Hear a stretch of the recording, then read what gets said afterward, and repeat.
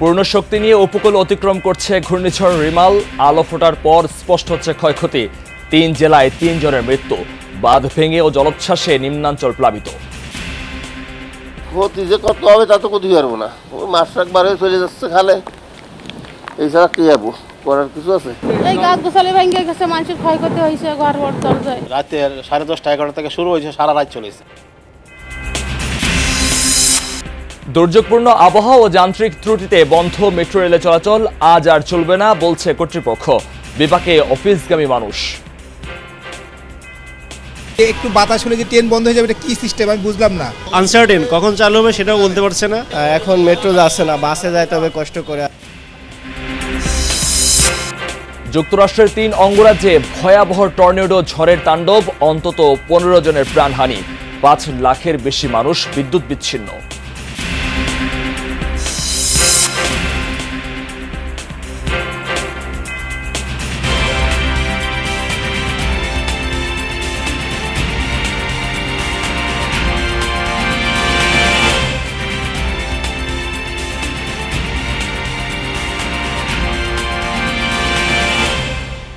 আমন্ত্রণ, যমুনা নিউজ আপনাদের সঙ্গে আছি আমি মহিউদ্দিন মধু। এতক্ষণ শিরোনাম দেখছিলেন, এবার বিস্তারিত। পূর্ণ শক্তি নিয়ে বাংলাদেশ উপকূল অতিক্রম করছে ঘূর্ণিঝড় রিমাল। উপকূল অতিক্রম করতে আরও ঘণ্টাখানেক সময় লাগতে পারে বলে জানিয়েছে আবহাওয়া অফিস। পরবর্তী নির্দেশ না দেওয়া পর্যন্ত পায়রা ও মোংলা সমুদ্র বন্দরকে 10 নম্বর মহাবিপদ সংকেত এবং কক্সবাজার ও চট্টগ্রাম সমুদ্র বন্দরে 9 নম্বর মহাবিপদ সংকেত দেখিয়ে যেতে বলা হয়েছে। রিমালের প্রভাবে জলোচ্ছ্বাস ও জোয়ারের পানিতে উপকূলীয় জেলাগুলোর নিম্নাঞ্চল প্লাবিত হয়েছে। পটুয়াখালী, সাতক্ষীরা ও ভোলায় 3 জন মারা গেছে। রোববার সন্ধ্যা 6টার দিকে ভূমিতে আছড়ে পড়ে সাইক্লোন রিমালের অগ্রভাগ। প্রবল ঘূর্ণিঝড় রিমালের কেন্দ্রভাগ উপকূলীয় এলাকায় স্পর্শ করার সাথে সাথে বাড়তে থাকে ঝোড়ো বাতাসের বেগ, সেই সাথে মুষলধারে বৃষ্টি। ঘূর্ণিঝড়ের প্রভাবে উত্তাল সাগর, ফুলে ফেঁপে ওঠে নদ নদী। প্রবল বাতাসে বিভিন্ন স্থানে ভেঙে পড়ে গাছপালা, এতে ব্যাহত হয় যান চলাচল। পানির প্রবল চাপে বরগুনা সদরে ভেঙে যায় ফসল রক্ষা বাঁধ, এতে প্লাবিত হয় নিম্নাঞ্চল। জোয়ার ও জলোচ্ছ্বাসের কারণে লক্ষ্মীপুর, ঝালকাঠি, ভোলা ও পিরোজপুরের নিম্নাঞ্চলে পানি ঢুকে পড়ে। নোয়াখালীর দ্বীপ ও চরাঞ্চলও প্লাবিত হয়, ভেসে গেছে অনেক কাঁচা বাড়িঘর। গরিব মানুষ, আমার কোনো টিয়া নাই, পয়সা নেই, আমার কোনো ডাল খুল নাই। দেন আমরা ভিডিও সব মই মতন মই দামাই ভিডিও সব লেগে গেছে ঘর। নরবরে বেড়িবাঁধের কারণে ঝুঁকিপূর্ণ এলাকার মানুষ ঘর ছাড়ে আগে ভাগেই। জানমাল বাঁচাতে আশ্রয় কেন্দ্রগুলোই ঠাঁই নেন দুর্গত এলাকার মানুষ। বাতাস বেশি, ঘর দুয়ার ভাঙি যার গই, এত পরিবার সে হলো এর আগে 9 নম্বর সিঙ্গল মহাবিপদ সংকেত যেতে জানাইয়ে এখন আর নাতিপুতি কুয়াশা লইয়ের যান রক্ষা করিবার নিরাপদ আশ্রয় দিকে। আবহাওয়া অফিস জানায় ঘূর্ণিঝড়ের কেন্দ্রে বাতাসের গতিবেগ ছিল ঘন্টায় 90 কিলোমিটার, যা দমকা থেকে ঝোড়ো হাওয়া আকারে আরও বৃদ্ধি পায়। চিত্রাং যেমন মিধিলি উপকূল অতিক্রম করার পর সাথে সাথে তার শক্তিমাত্রা লোপ করেছিল, কিন্তু এই রিমেল এখন পর্যন্ত এই কালকের সকাল নাগাদ পর্যন্ত শক্তিমাত্রা অক্ষুণ্ণ রেখে সে তার জার্নি সমাপন করবে বলে আমরা আশঙ্কা করছি। দুর্যোগ ও ত্রাণ প্রতিমন্ত্রী জানিয়েছেন উপকূলের 8 লাখেরও বেশি মানুষকে নিরাপদ আশ্রয়ে নেওয়া হয়। ভারী বৃষ্টির কারণে পাহাড় ধসের শঙ্কার কথাও জানান তিনি। আশ্রয় কেন্দ্রগুলিকে খাবার, শুকনো খাবার, পানি এবং আমার চিকিৎসা সামগ্রী এবং বিভিন্ন রকম যে জিনিস যেগুলো আমরা সাধারণত সবসময় দিয়ে থাকি, সেগুলিতে আপনারা জানেন যে আমরা একদিন আগে প্রত্যন্ত অঞ্চল পর্যন্ত আমাদের এগুলি পৌঁছে গেছে। এই পাহাড়গুলিতে যেসব আমাদের ল্যান্ডস্লাইডের হওয়ার সমূহ সম্ভাবনা আছে এবং এগুলিকে লক্ষ্য করে আমরা ফায়ার সার্ভিস, আমাদের সেনাবাহিনী, কোস্টগার্ড এগুলো আমরা সবাই কাজ করতেছি। ঘূর্ণিঝড় রিমালের কারণে উপকূলীয় এলাকায় সব শিক্ষা প্রতিষ্ঠান বন্ধ থাকবে বলে জানিয়েছেন শিক্ষামন্ত্রী। স্ট্যান্ডিং অর্ডার অনুসারে জেলা দুর্যোগ ব্যবস্থাপনা কমিটি যেভাবে যে সমস্ত অবকাঠামোগুলো আছে সেগুলো ব্যবহার করার সিদ্ধান্ত নেবেন, সেভাবে তারা সেই সমস্ত ব্যবস্থা করবে। ঘূর্ণিঝড় রিমালের প্রভাবে 2 দিন বৃষ্টিপাত অব্যাহত থাকতে পারে বলে জানিয়েছে আবহাওয়া অফিস। জাহিদ হাসান, যমুনা নিউজ। এদিকে ভোরের আলো ফোটার সাথে সাথে স্পষ্ট হতে শুরু করেছে উপকূলীয় অঞ্চলে রিমালের আঘাতে ক্ষয়ক্ষতির চিহ্ন। বাগেরহাটে রাতভর তাণ্ডব চালিয়েছে ঘূর্ণিঝড় রিমাল। মোংলা, শরণখোলা ও মোরেলগঞ্জে ব্যাপক ক্ষয়ক্ষতি হয়েছে। মোংলার অনেক জায়গায় তলিয়ে গেছে চিংড়ির ঘের। এছাড়া ঘরবাড়িতেও পানি প্রবেশ করেছে, গাছপালা উপড়ে গেছে অনেক স্থানে। ঝড়ো হাওয়ায় ক্ষতিগ্রস্ত হয়েছে কাঁচা বাড়ি। গতরাত থেকে বিদ্যুৎ বিচ্ছিন্ন উপকূলের এই অঞ্চল। ক্ষতি যে কত হবে তা তো ক্ষতি পারবো না, ওই মাছ একবারে চলে যাচ্ছে খালে, এছাড়া কি যাবো, করার কিছু আছে? এই গাছ গোছালি ভেঙে গেছে, মানুষের ক্ষয়ক্ষতি হয়েছে, ঘর বড় দরজায় রেমান যে আকারে ধারণ করে আসছে এবং রাতের 10:30 11টা থেকে শুরু হয়েছে, সারা রাত চলেছে। ঠিক আছে, মানুষ খুব আতঙ্কের ভিতরে ছিল। তাণ্ডব চলেছে লক্ষ্মীপুরেও। গতকালের ঝড়ে কমলনগরের নাসিরগঞ্জে বাঁধ ভেঙে যায়। এতে প্লাবিত হয়েছে নিম্নাঞ্চল, অনেক স্থানীয় জলবন্দী বাড়িঘর। বিদ্যুৎ সরবরাহ বিঘ্নিত হচ্ছে ক্ষণে ক্ষণে। চরম দুর্ভোগে প্রান্তিক মানুষ। এদিকে বাতাসের তীব্রতায় উত্তাল মেঘনা, ভাঙন দেখা দিয়েছে নদী তীরবর্তী এলাকায়। এদিকে সাতক্ষীরার শ্যামনগরেও তাণ্ডব চালিয়েছে ঘূর্ণিঝড় রিমাল। ঝড়ে কয়েক জায়গায় উপড়ে গেছে গাছ, ক্ষতিগ্রস্ত হয়েছে কাঁচা বাড়ি। গতরাত থেকেই বিদ্যুৎ বিচ্ছিন্ন উপকূল জুড়ে। চরম ভোগান্তিতে জেলার মানুষ। সময়ের সাথে সাথে আরও ক্ষয়ক্ষতি প্রকাশ পেতে পারে বলে আশঙ্কা স্থানীয়দের।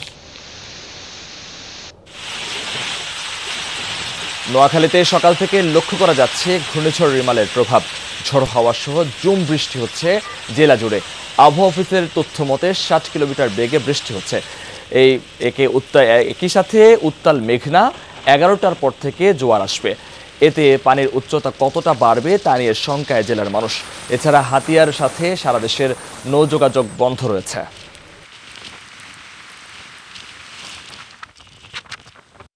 গবাদি পশু, গরু ছাগল নিয়ে কেউ বাড়িতে উঠতে পারে নাই, খুব কষ্ট করতেছে।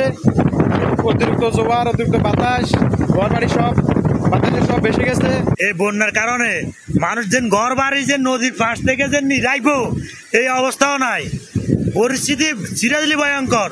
মানুষের ভাত এক মুঠ রান্দি ভাত খাইবো, বাল বাচ্চা নিয়ে থাকবো এই অবস্থা নাই। রিমালের প্রভাবে চট্টগ্রামে ভোর থেকে ভারী বৃষ্টি হচ্ছে। এতে তলিয়ে গেছে নগরীর আগ্রাবাদ, হালিশহর, চকবাজার সহ বেশ কিছু নিম্নাঞ্চল। সড়কগুলো পানিতে ডুবে যাওয়ায় অফিসগামী মানুষের ভোগান্তি চরমে। বছরের পর বছর ধরে বৃষ্টি হলেও নগরীতে তৈরি হয় জলাবদ্ধতা। এতে করে ভোগান্তিতে পড়েন নগরবাসী। হাজার কোটি টাকার মেগা প্রকল্পের কোনো সুফল না পাওয়ায় ক্ষুব্ধ তারা।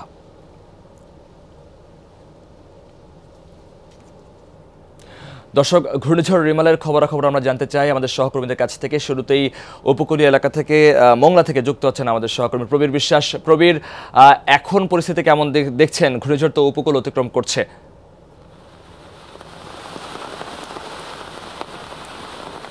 মধু, সকালের দিকে আমরা মনে করেছিলাম হয়তো উপকূলীয় অঞ্চল অতিক্রম করে রিমাল হয়তো এটি অন্যদিকে চলে গেছে, অর্থাৎ উত্তর সীমানার দিকে, কিন্তু সেই পরিস্থিতি নয়, একদম বদলে গেছে।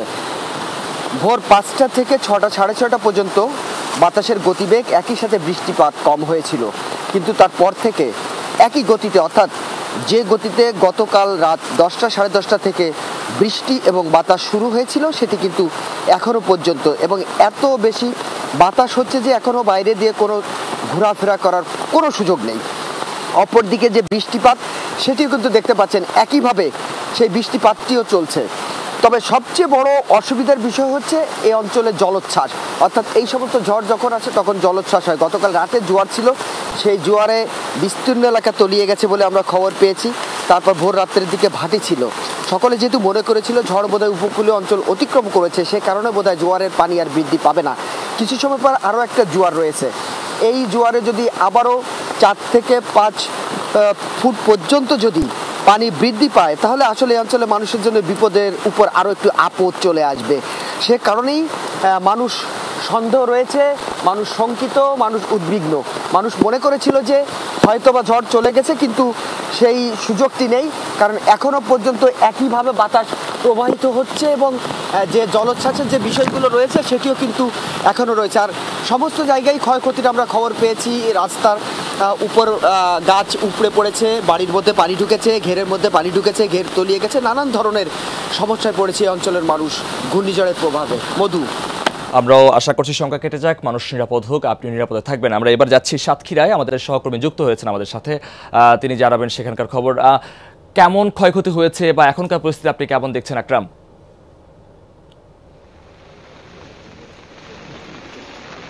এখনকার পরিস্থিতি কিন্তু উপকূলীয় যে নদী কল্পিত আছে, নদী কিন্তু এখন উত্তাল হয়েছে এবং এখানে প্রচুর বৃষ্টিপাত হচ্ছে। যেটি আপনি বলছিলেন, বর্তমানে আমাদের সাতক্ষীরার যেটি আশঙ্কা করা হচ্ছিল তেমনটি ক্ষয়ক্ষতি কিন্তু খুব বেশি হয়নি। আমরা একটু সরাসরি আমাদের এখানে সাতক্ষীরার পুলিশ সুপার কিন্তু সরেজমিনে পরিদর্শনে এসেছেন এই উপকূলে ক্ষয়ক্ষতি দেখতে বা ব্যবস্থা নিতে। আমরা একটু সরাসরি তার কাছ থেকে জানতে চাই, অল্প কথা যদি একটু বলেন উপকূলের ক্ষয়ক্ষতির পরিমাণ আপনি কেমন দেখছেন? ধন্যবাদ আপনাকে। আসলে আমাদের যে ধরনের আশঙ্কা ছিল যে ঘূর্ণিঝড়ের ক্ষয়ক্ষতির পরিমাণ বেশ হতে পারে, যেহেতু এটি আমাদের সমুদ্র উপকূলবর্তী একটি অঞ্চল। আমি এই মুহূর্তে যেখানে দাঁড়িয়ে আছি গাবড়া, এই পাশেই আমাদের যে নদীতে এখনো প্রচন্ড রয়েছে উত্তাল। তো আমরা জানমালের রক্ষার জন্য বিশেষ করে ওই জনপদের মানুষ যাতে জীবনের ঝুঁকি নিয়ে পারে না আসে সেটা আমরা খেয়াল করছি। আর ক্ষয়ক্ষতি তেমন হয়নি, দুর্বল স্ট্রাকচারে কিছু স্থাপনা আছে এবং গাছপালা কিছু উঠে গেছে। এছাড়া যানবাহনে তেমন কোনো ক্ষতি হয়নি। এই জন্য আমরা, আর আপনারা অনেক কষ্ট করে এই সংবাদগুলো দিয়েছেন, আমরা আপনাদের সাথে কাজ করছি, আপনাদেরকেও ধন্যবাদ জানাই। মধু, সন্ধিলের সাতক্ষীরা উপকূলে কিন্তু তেমন ক্ষয়ক্ষতির খবর আমরা পাইনি। উপকূলে এখনো কোনো কোথাও বাঁধ ভেঙে যাওয়ার ঘটনা ঘটেনি।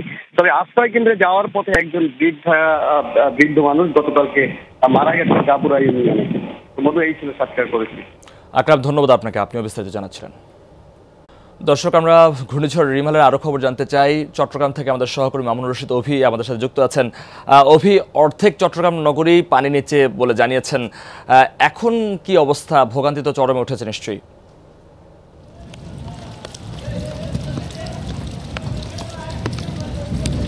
মধু, এখনো কিন্তু একই অবস্থা রয়েছে এবং যে পরিমাণ বৃষ্টি হয়েছে, ভারী বৃষ্টিপাতের কারণে কিন্তু চট্টগ্রামের একেবারেই যে সমস্ত নিম্নাঞ্চলগুলো রয়েছে সেই এলাকাগুলো একদম পানির নিচেই বলা যায় এবং বাসা বাড়ি থেকে শুরু করে দোকানপাট সব জায়গায় কিন্তু পানিতে তলিয়ে গেছে এবং এর কারণে কিন্তু সবচেয়ে বেশি ভোগান্তিতে পড়েছেন অফিসগামী মানুষ। তারা সকালে ঘর থেকে বেরিয়েছেন কিন্তু সড়কের মধ্যে একেবারে কোমর সমান পানি হওয়ার কারণে তারা আসলে কোনো দিকে আসলে যেতে পারছেন না এবং এর কারণে কিন্তু সড়কগুলোতে শুধুমাত্র রিক্সা ছাড়া অটোরিক্সা এবং বাস যে গণপরিবহনগুলো রয়েছে সেগুলো কিন্তু চলছে না, কারণ কিছু দূর যাওয়ার পর একেবারেই সেই গাড়িগুলো কিন্তু গাড়ির ভেতরে পানি ঢুকেছে, ফলে গাড়ির স্টার্ট বন্ধ হয়ে যাচ্ছে এবং এই নিয়ে মানুষ কিন্তু চরম ভোগান্তিতে বলা যায়। এবং মানুষ কিন্তু এই যে জলাবদ্ধতা, দিনের পর দিন বছরের পর বছর যে জলাবদ্ধতা তৈরি হয় চট্টগ্রামে, সেটি কিন্তু অনেক বেশি পুরনো। কিন্তু যারা সেবা সংস্থাগুলো রয়েছে, যে সিবিএ, সিটি কর্পোরেশন, পানি উন্নয়ন বোর্ড, তাদের যে দায়িত্বশীল আচরণ করার কথা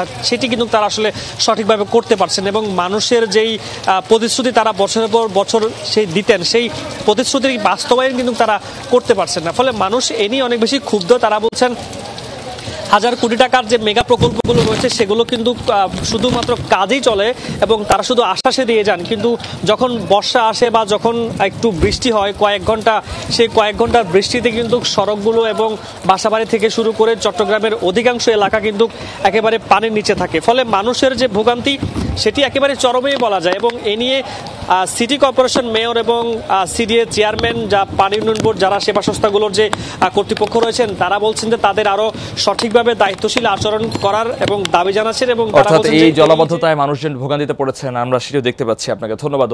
দুর্যোগপূর্ণ আবহাওয়া ও যান্ত্রিক ত্রুটিতে মেট্রো রেল চলাচল বন্ধ রাখা হয়েছে। এতে চরম ভোগান্তিতে পড়েছেন অফিসগামী যাত্রীরা। মেট্রো রেল কর্তৃপক্ষ জানায়, পাওয়ার লাইনের সংযোগে জটিলতায় মেট্রো রেল চলাচল বন্ধ রাখা হয়েছে। তবে কী কারণে সংযোগ পাওয়া যাচ্ছে না তা খুঁজে বের করার জন্য কাজ করছে কারিগরি দল। দুর্যোগপূর্ণ আবহাওয়ার কারণে বিদ্যুৎ সংযোগে সমস্যা হচ্ছে কিনা তাও দেখা হচ্ছে। কর্তৃপক্ষ জানায়, মেট্রো রেল চলাচলের জন্য যে ইলেকট্রিক পাওয়ার সাপ্লাই রয়েছে, টেকনিক্যাল কারণে সেটি বন্ধ হয়ে গিয়েছিল। শেরপাড়া থেকে বিজয় সরণি অংশে এই সমস্যা দেখা দেয়। এদিকে অনেকেই যাতায়াতের জন্য এসে গেট বন্ধ দেখে ফিরে যান। দুর্যোগপূর্ণ আবহাওয়ার মধ্যে অফিসগামী যাত্রীরা পড়েছেন মহাভোগান্তিতে।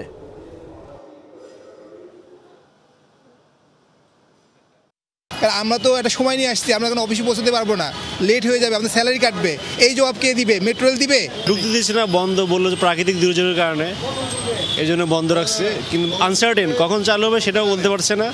এখন আমাদের তো ভোগান্তি হচ্ছে, অফিসে যেতে পারছি না। মেট্রো যাচ্ছে না, বাসে যাইতে হবে কষ্ট করে আর কি। এমনি তো বৃষ্টির কারণে দেরি হয়ে গেছে। যেখান থেকে ট্রেন পাওয়ার পায় ওটাতে পাওয়ার টিপ করার কারণে ট্রেন স্বাভাবিক বন্ধ আছে। যখন ট্রেন ওসিএস পাওয়ার টিপ নর্মাল হয়ে যাবে, ট্রেন চলাচল স্বাভাবিক থাকবে। ঘূর্ণিঝড় রিমালের প্রভাব পড়েছে রাজধানীতেও। ভোর থেকে বৃষ্টিতে রাজধানীর বিভিন্ন এলাকায় জলাবদ্ধতা সৃষ্টি হয়েছে। এদিকে কর্মদিবসে ট্রাফিকেও ভোগান্তিতে বাড়িয়েছে অফিসগামী মানুষদের। নগরবাসীর ভোগান্তির খবর জানাতে সরাসরি যোগ দিচ্ছেন আমাদের সহকর্মী রাজীব আহমেদ। রাজীব, দুর্ভোগ নিয়ে কি বলছেন নগরবাসী?